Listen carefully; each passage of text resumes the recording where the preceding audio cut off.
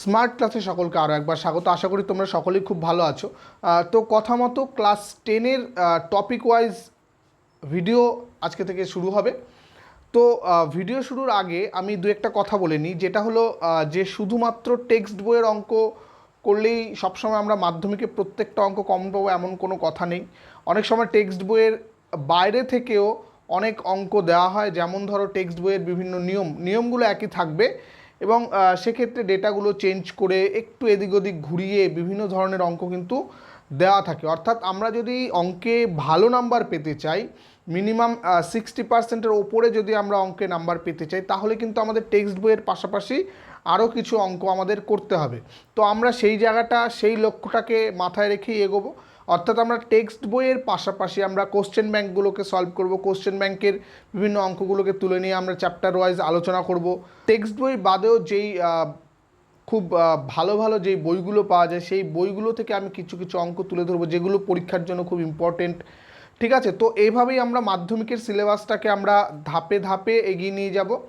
তোমরা নিশ্চয়ই প্রত্যেকটা চ্যাপ্টার খুব ভালো করে মনোযোগ সহকারে দেখবে এবং প্রত্যেকটা ভিডিও দেখবে, আর অবশ্যই বন্ধুদের সঙ্গে শেয়ার করবে। আর যদি সাবস্ক্রাইব না করে থাকো, আজকে যদি চ্যানেলে প্রথম হও, অবশ্যই চ্যানেলটিকে সাবস্ক্রাইব করে নেবে।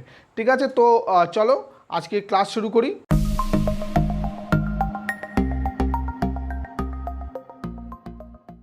বাস্তব জীবনে আমরা অনেক সময় দেখি যে আমাদের কোনো কাজের জন্য, অর্থাৎ কোনো কাজ করতে গিয়ে দেখা গেল আমাদের অর্থের শর্টেজ হলো, বা একটা কাজ করতে গিয়ে আমাদের অর্থের প্রয়োজন পড়লো কোনো, তখন আমাদের কি করতে হয়, অতিরিক্ত যে অর্থটা আমাদের প্রয়োজন পড়ে আমরা কি করি, কোনো ব্যাংক অথবা কোনো আর্থিক লেনদেন করা হয় এমন কোনো সংস্থার কাছ থেকে আমরা লোন হিসাবে নিই, অর্থাৎ ধার হিসাবে নিই।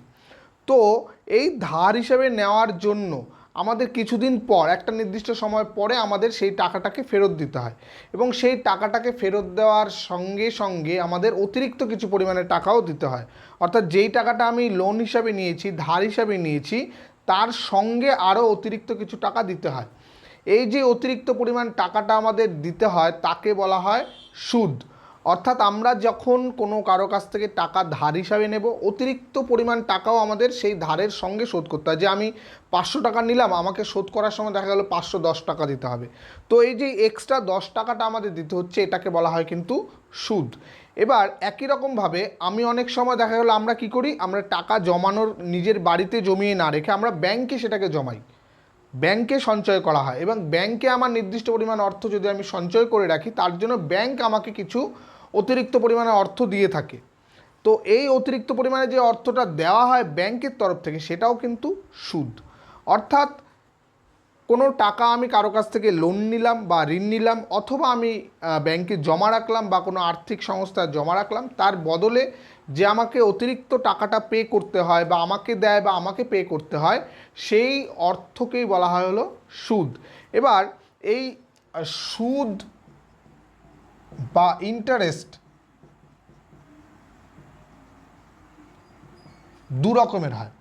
এই সুদ দু রকমের হয় কি, একটা হলো সরল সুদ, যেটা আজকে আমরা শুরু করব, সরল সুদ। আরেকটা হলো চক্রবৃদ্ধি সুদ, চক্রবৃদ্ধি সুদ। এই সরল সুদের ক্ষেত্রে কি হয় এবং চক্রবৃদ্ধি সুদের ক্ষেত্রে কী হয়, সরল সূত্র আজকে আমরা আলোচনা করব। তো সরল সূত্র সম্পর্কে আমরা একটু আগে জেনে নিই। সরল সূত্র হলো, যখন আমরা কোনো টাকা কারো কাছ থেকে ধার নিই অথবা আমি কোথাও সঞ্চয় করে রাখি, এই টাকার ওপর, একই টাকার ওপর বারবার আমাদের সুদটাকে ক্যালকুলেশন করা হয়।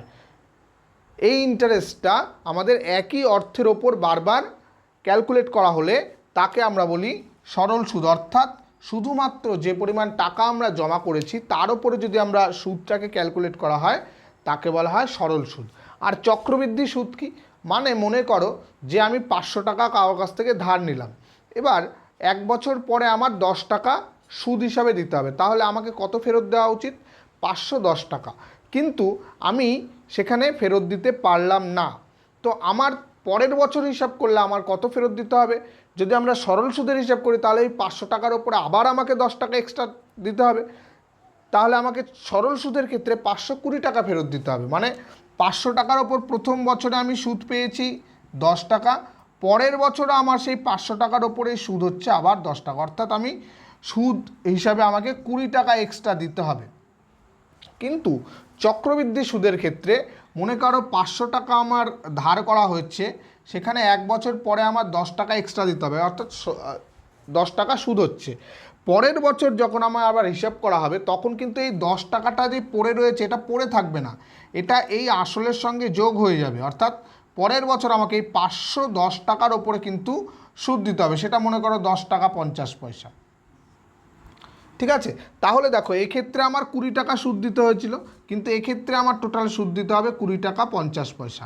অর্থাৎ চক্রবৃদ্ধি সুদের ক্ষেত্রে সুদের ওপরে আবার সুদ ক্যালকুলেট করা হয়, ইন্টারেস্টের ওপর আবার ইন্টারেস্ট ক্যালকুলেট করা হয়। কিন্তু সরল সুদের ক্ষেত্রে শুধুমাত্র যেই টাকাটা আমি ধার নিয়েছি বা কারো কোথাও সঞ্চয় করেছি তার উপরেই সুদকে ক্যালকুলেট করা হয়। তো এই চক্রবৃদ্ধি সুদ এবং সরল সুদ এই দুটো আমাদের সুদের পদ্ধতি।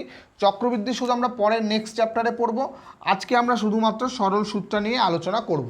এবার সরল সুদ বা চক্রবৃদ্ধি সুদ যেখানেই আমরা আলোচনা করব, আমাদের মেন কতগুলো পয়েন্ট বা কতগুলো নাম আমাদের জানতে হবে। ফার্স্ট হলো আমাদের আসল, আসল বা প্রিন্সিপাল। প্রিন্সিপাল, আসল বা প্রিন্সিপাল জিনিসটা কি, যে আমি একদম প্রথম থেকেই বলছি যে কোনো জায়গা থেকে আমার যদি টাকা ধার নিতে হয় অথবা আমি ব্যাংকে কোনো টাকা জমা রাখলাম, তাহলে যেই নির্দিষ্ট পরিমাণ টাকাটা আমি ধার নিয়েছি বা জমা রেখেছি সেই পরিমাণটাকে বলা হবে হলো আসল। একে আমরা পি দিয়েও ডিনোট করি অনেক সময়, প্রিন্সিপালের পি। ঠিক আছে, এরপর আসবে আসলের পর কি চলে আসলো, আসলের পর হচ্ছে আমাদের সুদ বা ইন্টারেস্ট। ঠিক আছে, তাহলে আসল সুদ হয়ে গেল। আরেকটা কি থাকবে আমাদের, পর্যায় বা সময়, সময় বা টাইম, বা এটাকে অনেক সময় পর্যায়ও বলা হয়। লাস্ট 4 নম্বরে থাকবে আমাদের হলো সুদ আসল, 4 নম্বরে আমাদের হলো রেট অফ ইন্টারেস্ট বা সুদের হার। সুদের হার, এই সুদের হার বা rate of interest, rate of interest, এই সুদের হার বা রেট অফ ইন্টারেস্ট জিনিসটা কি, যে আমি যখনই কোথাও থেকে ধার নেব বা কোথাও সঞ্চয় করব, তাহলে আমার তো একটা হিসেব থাকবে যে আমাকে কত টাকার ওপর কত টাকা আমাকে সুদ দেওয়া হবে, সেই হিসেবটাকেই হলো সুদের হার বলা হয়। সুদের হারের অর্থ হলো 100 টাকায় 1 বছরের সুদ। 100 টাকায় 1 বছরের সুদকেই বলা হয় সুদের হার বা রেট অফ ইন্টারেস্ট। এটা মনে রাখতে হবে, এটাকে আমরা অনেক সময় আর দিয়েও ডিনোট করি। হ্যাঁ, আর সুদকে আমরা আই দিয়ে ডিনোট করি ইন্টারেস্ট, সময়কে আমরা এখানে টি দিয়ে ডিনোট করতে পারি। আরেকটা জিনিস আমাদের যেটা জানতে হবে সেটা হলো সুদ আসল, সুদাসল বা সুদ যোগ আসল। অর্থাৎ এই আসলের সঙ্গে যখন সুদটাকে যোগ করে দেব তখন হবে সুদাসল বা অ্যামাউন্ট। ঠিক আছে, তো এই 5টা নাম আমাদের মনে রাখতে হবে। আমাদের অঙ্ক করার ক্ষেত্রে প্রত্যেকটা জায়গায় আমাদের কিন্তু এই 5টা নাম কাজে লাগবে, এবং এই চক্রবৃদ্ধি সুদের ক্ষেত্রেও কিন্তু এই জায়গাগুলো সমস্ত জায়গায় কাজে লাগবে। শুধুমাত্র এই সুদাসল বা সুদ প্লাস আসলের জায়গায় সেখানে হয়ে যাবে সমূল চক্রবৃদ্ধি। ঠিক আছে, তো এই কটা জিনিস নিয়ে আমরা অঙ্ক শুরু করব। আরও দুটো শব্দ আমাদের একটু জেনে রাখা দরকার আছে, সেটা হলো উত্তমর্ণ। উত্তমর্ণ, উত্তমর্ণ মানে কি, অর্থাৎ যে ব্যক্তি বা যে প্রতিষ্ঠান ঋণ প্রদান করে, অর্থাৎ ঋণ দেয়, যে ঋণ দেয় যে ব্যক্তি বা প্রতিষ্ঠান, প্রতিষ্ঠান, যে প্রতিষ্ঠান বা যে ব্যক্তি ঋণ দিচ্ছে তাকে বলা হয় উত্তমর্ণ। আরেকটা হলো অধমর্ণ। অধমর্ণ, অধমর্ণ হলো যে ঋণ গ্রহণ করে, ঋণ গ্রহণ করে, যে গ্রহণ করে যে ব্যক্তি বা প্রতিষ্ঠান। এই দুটো শব্দ আমাদের অনেক সময় এগুলো কি শর্ট কোশ্চেনে বা শূন্যস্থান পূরণের ক্ষেত্রে দিয়ে দিল, যে যে ব্যক্তি ঋণ প্রদান করে তাকে কি বলে, তাহলে সেক্ষেত্রে আমাদের কিন্তু কাজে লাগবে। এবার আমরা সরাসরি চলে আসবো হলো সরল সুদের অঙ্ক করতে গেলে যেই ফর্মুলাটা আমরা কাজে লাগাবো সেই ফর্মুলার ক্ষেত্রে আমরা মনে করি পি টাকার R% সরল সুদের হারে টি বছরে সুদ সমান সমান আই।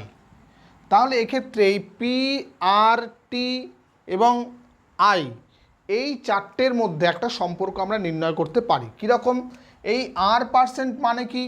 R%-এর অর্থাৎ হলো সুদের হার, সরল সুদের হার বলেছে, অর্থাৎ R% মানে হলো 100 টাকায় 1 বছরের সুদ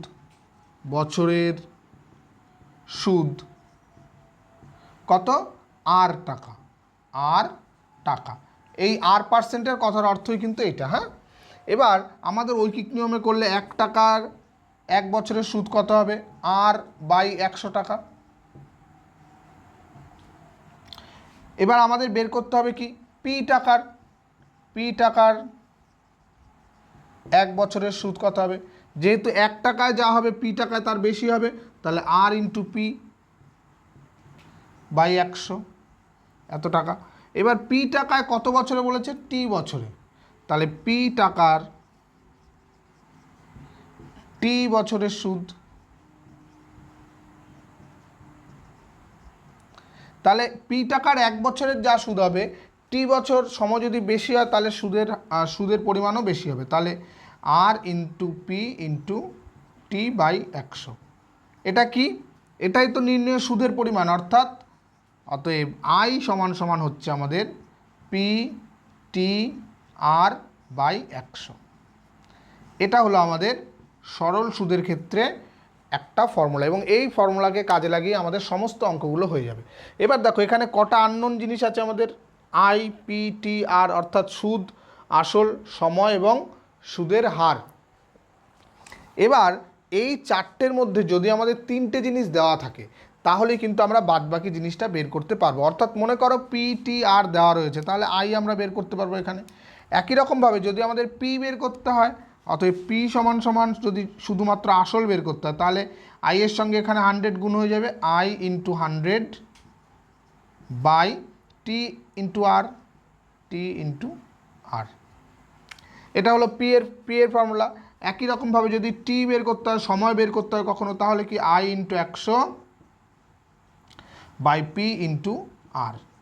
একই রকমভাবে যদি আর বের করতে হয়, আর সমান সমান কত হয়ে যাবে? আই ইন্টু 100 পি ইন্টু টি। তাহলে দেখো চারটে জিনিসের ভ্যালুই কিন্তু আমরা এই একটাই ফর্মুলা দিয়ে কিন্তু বের করতে পারবো। ঠিক আছে? তো আমরা ছোট ছোট কয়েকটা অঙ্ক করে একদম অনুশীলনীর অঙ্কে চলে আসব। খুব সিম্পলি আমরা খুব সহজে ধরে ধরে অঙ্কগুলো করব। ঠিক আছে? তো একদম প্রথম অঙ্কে চলে আসি। একদম সহজ একটা অঙ্ক আমরা নিয়েছি। দেখো বলেছে কি, এক ব্যক্তি গ্রামের সমবায় ব্যাংক থেকে বার্ষিক 10% সরল সুদের হারে 750 টাকা 3 বছরের জন্য ধার নিলেন। ঠিক আছে? তিনি মোট কত সুদ ও সুদ আসল হিসাবে ফেরত দেবেন? তাহলে আমাদের প্রথম কাজ হলো অঙ্কের মধ্যে কি কি দেওয়া আছে সেটাকে আগে বের করে নেওয়া। দেখো কি বলেছে, ব্যাংক থেকে বার্ষিক 10% সরল সুদের হারে আমাদের ঋণ নেওয়া হয়েছে। তাহলে সুদের হার কত? সুদের হার আর সমান সমান হলো 10, এখানে কিন্তু পার্সেন্ট নয়। হ্যাঁ, কারণ আর পার্সেন্ট হলো 10%। হ্যাঁ, শতকরা সুদের হার যদি আমি আর ধরি তাহলে সেটা হলো 10। ঠিক আছে? শতকরা সুদের হার হলো 10। ঠিক আছে? এবং আসল কত? আসলকে আমরা ধরেছি পি। আসল সমান সমান হলো, দেখো 750 টাকা ধার নিয়েছিল, তাহলে 750 টাকা। আর কত সময়ের জন্য? সময়, সেটাকে আমরা টি ধরেছি, সেটা হলো 3 বছর। ঠিক আছে? তাহলে আমাদের বের করতে হবে কি তিনি কত সুদ দেবেন, এবং তারপরে সুদ আসলটা তো পরে বের করছি আমরা। তাহলে আমরা সুদ আসলের ফর্মুলা কি, অর্থাৎ সুদ আই সমান সমান কী হবে, p into t into r by 100, অথবা এটাকে তোমরা এরকমও লিখতে পারো, আসল ইন্টু সময় ইন্টু হার বাই 100। তাহলে এখান থেকে আমরা মানগুলো বসিয়ে দিই, শুধু পি মানে হলো 750 ইন্টু টি হলো কত 3 বছর ইন্টু আর হলো 10 বাই 100, 0 0 0 0 কেটে দিলাম। তাহলে 3 5 15, 5 হাতে 1, 3 7 21 আর 1 22, অর্থাৎ 225 টাকা হলো আমাদের সুদ হিসাবে বেরোচ্ছে। তাহলে প্রথম উত্তর, অতএব নির্ণেয় সুদ 225 টাকা, এবং সুদ আসল হিসাবে তাকে কত ফেরত দিতে হবে, অর্থাৎ সুদ আসল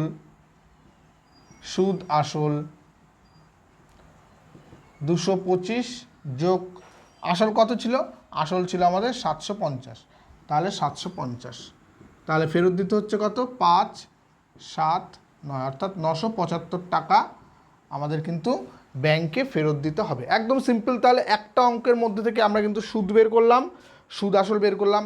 এবার আমরা অনুশীলনীর অঙ্কে চলে আসি। প্রত্যেকটা অঙ্ক ধরে ধরে করার চেষ্টা করব আমরা পরপর, কারণ কোথাও আসল বের করতে হবে, কোথাও সময় বের করতে হবে, কোথাও হার বের করতে হবে, ঠিক আছে? পরপর অঙ্কগুলো একটুখানি দেখে নেবে। নেক্সট আমরা একদম বইয়ের অঙ্কে চলে আসবো। আমাদের পাঠ্য বইতে যে অঙ্কগুলো রয়েছে পরপর সেই অঙ্কগুলো করব, কারণ পাঠ্য বইয়ের অঙ্ক কিন্তু খুব ইম্পর্টেন্ট অঙ্ক, এবং এর যে এক্সাম্পলগুলো অর্থাৎ প্রয়োগগুলো আছে সেগুলোও কিন্তু ভীষণ ইম্পর্টেন্ট, সেখানকার অঙ্কগুলোও কিন্তু করবে। একদম প্রথম অঙ্কটা দেখো, কোষে দেখি 2-এর 1 দাগের অঙ্কটা বলেছে, 2 বন্ধু একসঙ্গে একটি ছোট ব্যবসা চালানোর জন্য বার্ষিক 12% সরল সুদের হারে একটি ব্যাংক থেকে 15,000 টাকা ধার নিলেন। 4 বছর পরে ওই টাকার জন্য তাদের কত টাকা সুদ দিতে হবে হিসাব করো। তাহলে আমি প্রথমেই বলেছি যে আমাদের প্রশ্নের মধ্যে কি কি বলা আছে, কি কি গিভেন রয়েছে, সেই জিনিসগুলো আমাদের দেখতে হবে। আমরা করছি হলো 1 দাগের অঙ্কটা। আমাদের কি বলে দিয়েছে, ব্যবসা চালানোর জন্য বার্ষিক 12% সরল সুদের হারে। তাহলে আর সমান সমান এখানে কত আমাদের 12% সরল সুদের হারে যেহেতু বলেছে, কি বলেছে পরে বলেছে একটি ব্যাংক থেকে 15,000 টাকা ধার নিল। তাহলে যেই টাকাটা ধার নেওয়া হয়েছে তাকে কি বলা হয়, আমি একদম প্রথমে বলেছি যেই টাকাটা কোথাও থেকে ধার নেওয়া হয় তাকে বলা হয় আসল। তাহলে আসল বা পি প্রিন্সিপাল সমান সমান হলো 15,000 টাকা। আরেকটা কি বলে দিয়েছে দেখো, কত সময়ের জন্য, 4 বছর পরে ওই টাকা শোধ করতে হবে। তাহলে সময়টা কত, 4 বছর। তাহলে টি সমান সমান হলো 4 বছর। এই তিনটে আমাদের গিভেন দেওয়া আছে। এবার বলছে যে কত টাকা সুদ হিসাবে দিতে হবে তাকে। তাহলে আই বের করতে হবে। আমাদের আই এর ফর্মুলা কি, PTR/100। জাস্ট এখানে মানগুলো সব বসিয়ে দেওয়া হলো। পি মানে হলো 15,000, টি মানে হলো 4 বছর, আর মানে হলো 12/100। কাটাকাটি করে দিই, 2 শূন্য কেটে গেল। তাহলে 4 15 60, 6 12 72, 0 0। তাহলে 7,200 টাকা আমাদের সুদ হিসাবে দিতে হবে। অর্থাৎ উত্তর কিন্তু আমাদের প্রত্যেকটার জন্য কিন্তু সঠিক উত্তর কিন্তু লিখতে হবে। উত্তর লেখার জন্য কিন্তু নাম্বার পাওয়া যাবে। অর্থাৎ উত্তর না লিখলে কিন্তু অনেক সময় পরীক্ষক কিন্তু নাম্বার কেটে নিতে পারেন, ঠিক আছে? সঠিক উত্তর বেরিয়েছে, কিন্তু আমাদের কিন্তু প্রশ্নের অঙ্কের ক্ষেত্রে অবশ্যই উত্তরটা কিন্তু লিখতে হবে। অর্থাৎ এখানে আমাদের কি বলেছে, সুদ হিসাবে কত টাকা ফেরত দিতে হবে। অতএব সুদ হিসাবে 7,200 টাকা ফেরত দিতে হবে, ঠিক আছে? এই চলে গেল আমাদের প্রথম অঙ্কটা।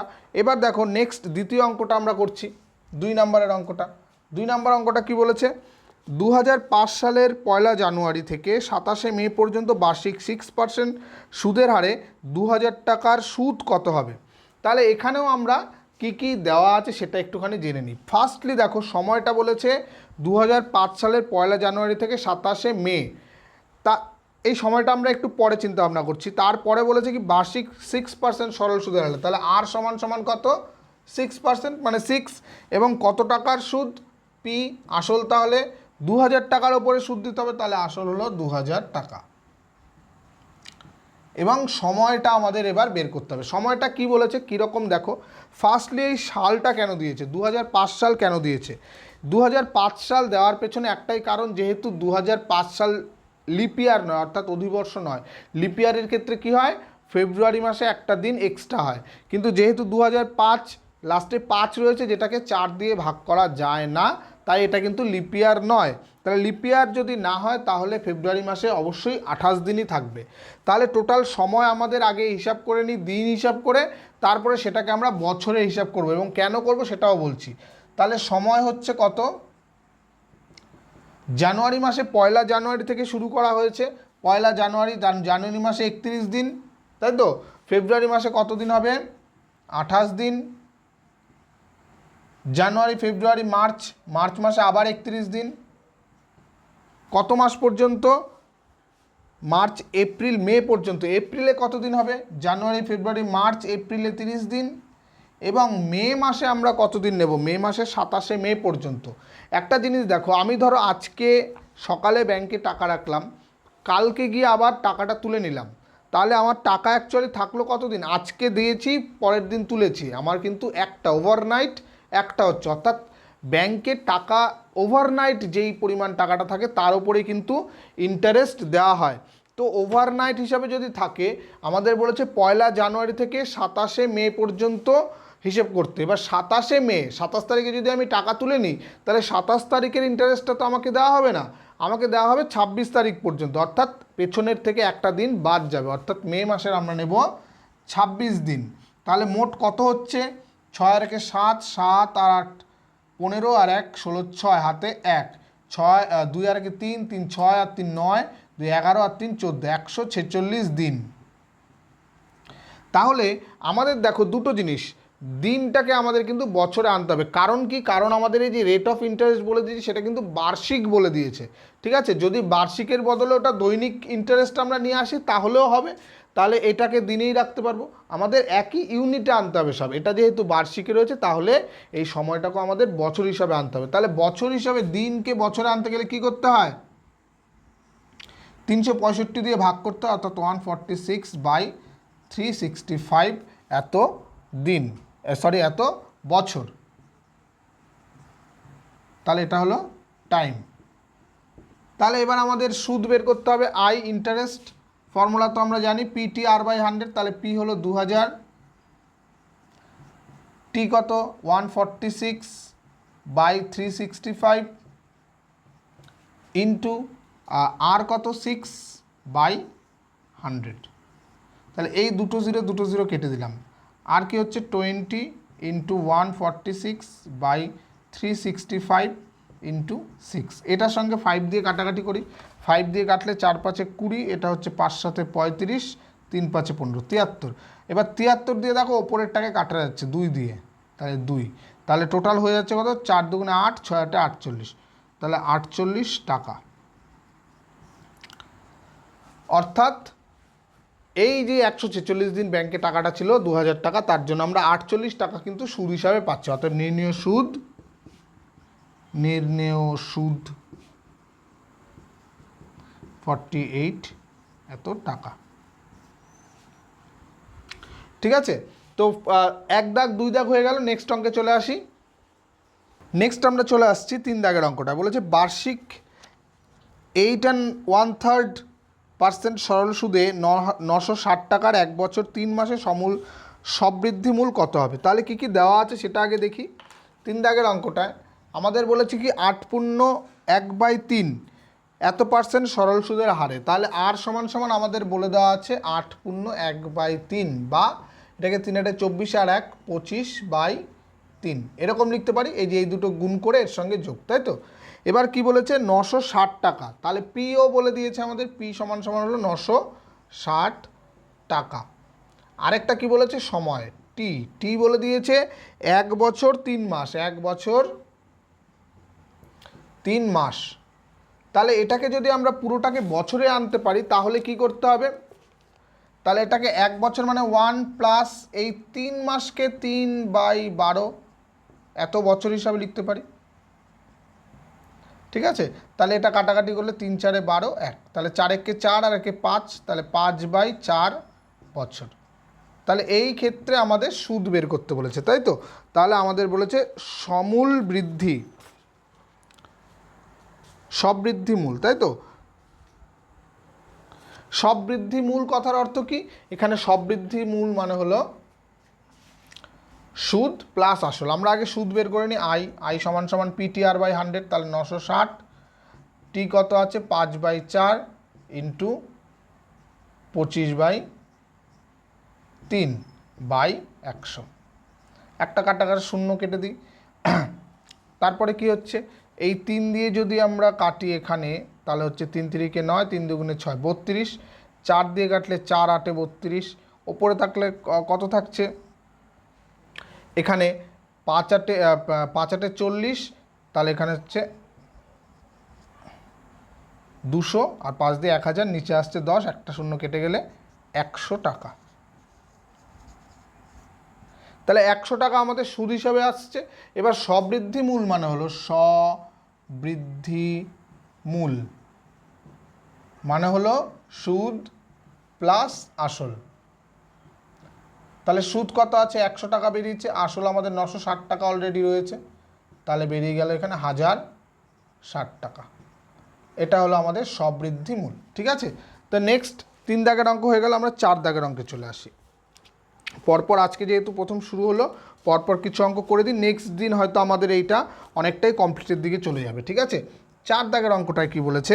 উৎপলবাবু তার জমি চাষের জন্য ব্যাংক থেকে 6% সরল সুদের হারে 3200 টাকা 2 বছরের জন্য ধার নিলেন। তাহলে 2 বছর পরে সুদ আসলে কত টাকা শোধ করতে হবে? একদমই সহজ অঙ্ক এটাও তাই। একদম এটাকে আমি যদি জাস্ট পাতিয়ে দিই তাহলে হবে। তাহলে আর বলে দিয়েছে এখানে 6, পি কত টাকা ধার নেওয়া হয়েছে? দেখো 3200 টাকা ধার নেওয়া হয়েছে। সময় কত? টি হলো 2 বছর। তাহলে বলেছে 2 বছর পর সুদে আসলে কত টাকা ফেরত দিতে হবে। তাহলে সুদ বের করি আগে। আই সমান সমান হলো PTR/100। এটা কিন্তু একটু লিখে নিয়ে করবে তোমরা। এটাকে গুণ করে দিলে কত হবে? এটা হচ্ছে 6 দুগুণে 12, 32-এর সঙ্গে 12 গুণ করলে 12 দুগুণে 24, 4 হাতে 2, 3 12 36 আর 2 38, তাহলে 384 টাকা। এটা হচ্ছে সুদ। তাহলে সুদ আসল কত হচ্ছে? সুদ প্লাস আসল, তাহলে হচ্ছে 384 যোগ 3200, তাহলে যোগ করলে হচ্ছে 3584 টাকা। অর্থাৎ এই টাকাটা 2 বছর পর তাকে শোধ করতে হবে উৎপলবাবুকে। ঠিক আছে?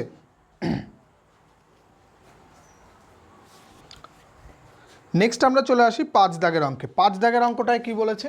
এখানেও আমাদের গিভেন জিনিসগুলো আগে আমাদের বের করে নিতে হবে। বার্ষিক 5.25% সরল সুদের হারে শোভাদেবী একটি ব্যাংক থেকে কিছু টাকা জমা রাখেন, ব্যাংকে কিছু টাকা জমা রাখেন। 2 বছর পর তিনি সুদ হিসাবে 840 টাকা পেলেন। তিনি কত টাকা জমা রেখেছিলেন? এখানে দেখো কত টাকা জমা রেখেছিলেন সেটা জানতে চেয়েছে। অর্থাৎ আমাদের বের করতে হবে কি? আসল। অর্থাৎ আমাদের পি আমরা জানি না। ঠিক আছে? আর কি কি জানি? আর জানি, আর বলে দিয়েছে 5.25%, তাই তো? তাহলে 5.25, এটা হলো আর এর মান। এবার কত বছরের জন্য জমা রেখেছিলেন? 2 বছরের জন্য, তাহলে টি সমান সমান 2 বছর। এবং এখানে বলে দিয়েছে তিনি 2 বছর পরে 840 টাকা সুদ হিসাবে পেয়েছেন। তাহলে আই হলো সুদ, আমাদের 840 টাকা পেয়েছেন সেখান থেকে। আমাদের এই পি বের করতে হবে। আমরা কি জানি? আই সমান সমান PTR/100। সেখান থেকে এই পি এর ভ্যালু বের করতে গেলে 100 দিকে গুণ করে দেবো। পি সমান সমান 100 গুণ করে দিলে আই ইন্টু 100 বাই এই টি, আরটা নিচে চলে আসছে টি ইন্টু আর।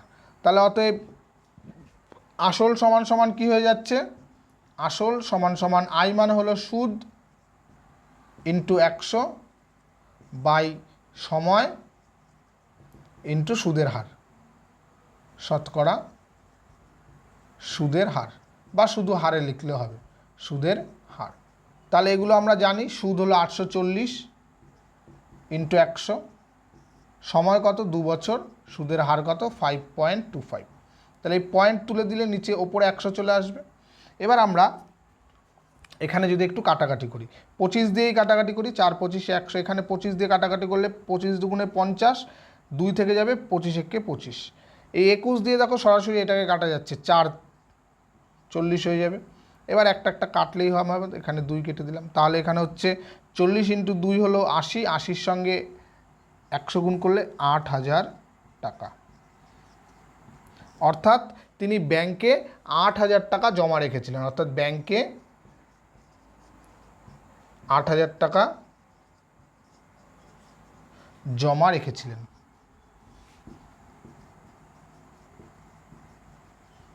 ঠিক আছে, উত্তর কিন্তু অবশ্যই লিখতে হবে। ঠিক আছে, একদম খুব ইজি টাইপের অঙ্ক। 6 দাগের অঙ্কটা করি এবার। 6 দাগের অঙ্কটায় কি বলেছে?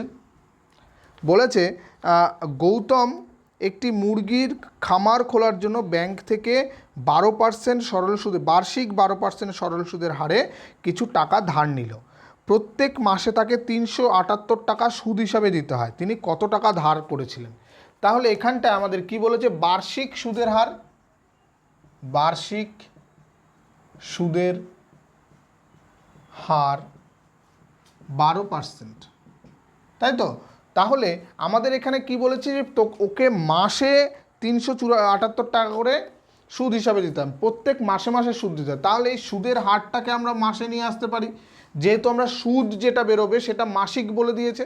তাহলে সুদের হার অর্থাৎ মাসিক সুদের হার, মাসিক সুদের হার কত হবে? 12/12 এত পার্সেন্ট, অর্থাৎ 1%। ঠিক আছে, অতএব আর সমান সমান হয়ে গেল 1, আই সমান সমান বলে দিয়েছে কত টাকা? 378 টাকা, 378। সময় কত? টি। প্রত্যেক মাসে তাকে দিতে হয়, অর্থাৎ প্রত্যেক 1 মাস অন্তর অন্তরই তাকে দিতে হয়। তাহলে টি সমান সমান 1, আমাদের বের করতে হবে পি, অর্থাৎ কত টাকা ধার নিয়েছিলেন। একটু আগে যে আমরা সূত্রটা করেছিলাম, এই একদম সেম সূত্র দিয়ে আমরা করব। পি সমান সমান হলো আই × 100, অর্থাৎ 378 × 100 বাই আর এর ভ্যালুও 1, টি এর ভ্যালুও, তাহলে 1 × 1, অর্থাৎ সে 3,378,00, অর্থাৎ 37,800 টাকা সে ধার হিসাবে নিয়েছিল। অর্থাৎ নির্ণেয় আসলের পরিমাণ হলো 37,800 টাকা। ঠিক আছে, 5 দাগ পর্যন্ত হয়ে গেল। এরপর আমরা 6 দাগ হয়ে গেল। এরপর আমরা 7 দাগেরটা শুরু করব। এরপর আমরা চলে আসি 7 দাগের অঙ্কে। 7 দাগের অঙ্কে কী বলেছে? বার্ষিক 6% সরল সুদের হারে কোনো টাকা কত বছরে দ্বিগুণ হবে হিসাব করে লিখি। অর্থাৎ আমাদের সুদের হার বলে দিয়েছে, আর সমান সমান বলে দিয়েছে 6%, তাই তো? 6% সরল সুদের হারে বলেছে যে কোনো টাকা কত বছরে দ্বিগুণ হবে। তাহলে আমাদের সময়টাকে বের করতে হবে, যে আমরা যদি 100 টাকা রাখি সেটা কত সময় পরে 200 টাকা হয়ে যাবে। 200 টাকা হয়ে যাবে কথার অর্থ কি? যে আমরা 100 টাকা জমা রেখেছি, আরও 100 টাকা আমাদের বেড়ে গেছে, বৃদ্ধি পেয়ে দ্বিগুণ হয়েছে, তাই তো? তাহলে আমরা যদি ধরি আসল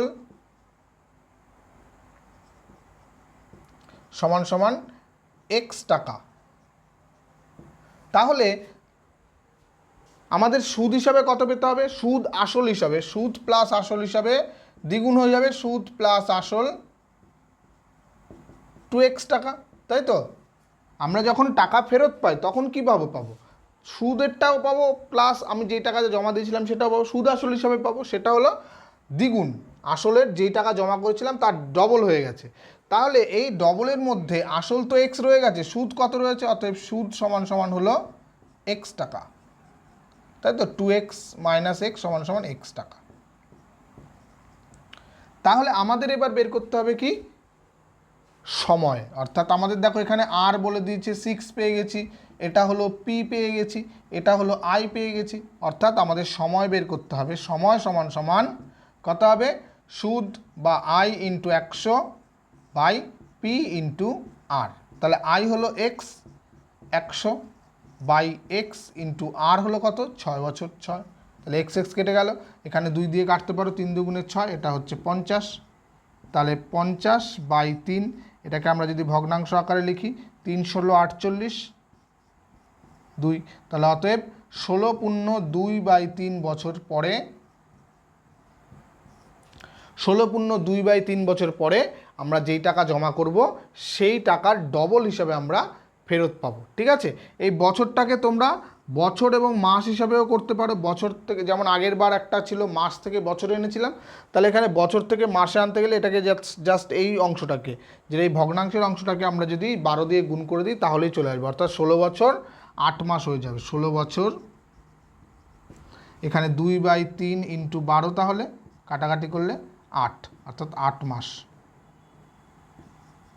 তাহলে 16 বছর 8 মাস পরে, 16 বছর 8 মাস পরে টাকাটা দ্বিগুণ হবে। এইবার নেক্সট চলে আসি আমরা 8 দাগের অঙ্কটা। এই 7 এবং 8 দুটো অঙ্কই ভীষণ ইম্পর্টেন্ট অঙ্ক, পরীক্ষায় কিন্তু অনেকবার এসছে, আরও পরীক্ষায় তোমাদের নেক্সট বারও কিন্তু আসতে পারে।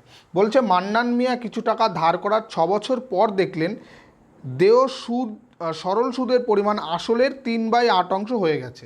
অর্থাৎ যেই টাকা তিনি ধার করেছিলেন আর 6 বছর পরে যেই টাকা শোধ করেছেন তা 3/8 অংশ হয়ে গেছে যেই টাকা ধার করেছিলেন তার। অর্থাৎ আমরা ধরে নিই আসল সমান সমান এক্স টাকা। তাহলে সুদ কত দিয়েছে তিনি? আসল যেটা জমা পড়েছিল তার 3/8 অংশ, অর্থাৎ এক্স ইন্টু 3/8, অর্থাৎ 3x/8 এত টাকা। ঠিক আছে, তাই তো বলেছে সুদের পরিমাণ আসলের 3/8 অংশ হয়ে গেছে, এবং সময় কত বলে দিয়েছে? সময় 6 বছর, 6 বছর পর। আমাদের বের করতে হবে যে তাহলে শতকরা সুদের হার কত ছিল, অর্থাৎ আর বের করতে হবে। আর সমান হলো আর সমান হলো কত? আই ইন্টু 100 বাই কত? আসল আমাদের পি ইন্টু সময় 6। তাহলে এখানটায় আসল সুদ কত? 3x/8। তাহলে এখানটায় আমরা করি 3x/8 ইন্টু 100, আর এটা হলো x ইন্টু 6। ঠিক আছে, এই আরেকটু সিম্পলিফাই করে কাটাকাটি করলেই হবে এখানে। তাহলে 3x/8 ইন্টু ওপরে 100, নিচে x ইন্টু 6।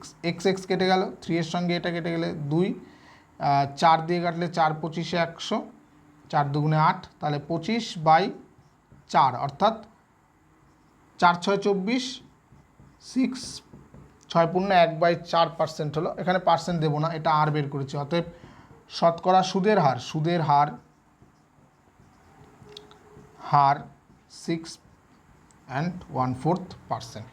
ঠিক আছে, অর্থাৎ বার্ষিক সরল সুদের হার হলো 6.1/4%। ঠিক আছে, এই হলো আমাদের 8 দাগ পর্যন্ত অঙ্কগুলো হয়ে গেল। যেহেতু আজকে শুরু করেছি, আজকে আর খুব বেশি অঙ্ক করছি না, ভিডিওটা লেন্দি হয়ে যাবে। নেক্সট ডেতে আমরা 9 দাগ থেকে একদম 20 দাগ পর্যন্ত প্রত্যেকটা অঙ্ক ধরে বুঝিয়ে দেবো। আরেকটা জিনিস, যে এই অঙ্কগুলো যখন আমি বুঝিয়ে দিচ্ছি, শুধুমাত্র দেখে নিলেই যে অঙ্ক তোমরা শিখে গেলে সেরকম না, তোমরা অবশ্যই নিজে বাড়িতে প্র্যাকটিস করবে। যত প্র্যাকটিস করবে তত কিন্তু অঙ্ক স্মুথলি হবে, কারণ আমরা কিন্তু আমাদের টার্গেট হলো নিয়মগুলো শেখা, কোন অঙ্ক কীরকম থাকলে কিভাবে করতে হয় সেটা শেখাই হলো আমাদের মেন টার্গেট। তো তার জন্য কিন্তু প্র্যাকটিসটা মাস্ট, এবং পরীক্ষা হলে যদি আমাদের ডেটা চেঞ্জ করে দেয়, নাম চেঞ্জ করে দেয়, আমাদের যাতে কোনো প্রবলেম না হয় তার জন্যই কিন্তু প্র্যাকটিস করাটা খুবই দরকারি। তো আজকে এই পর্যন্তই থাকছে। খুব ভালো থাকবে, বেশি করে অঙ্ক করবে। Thank you.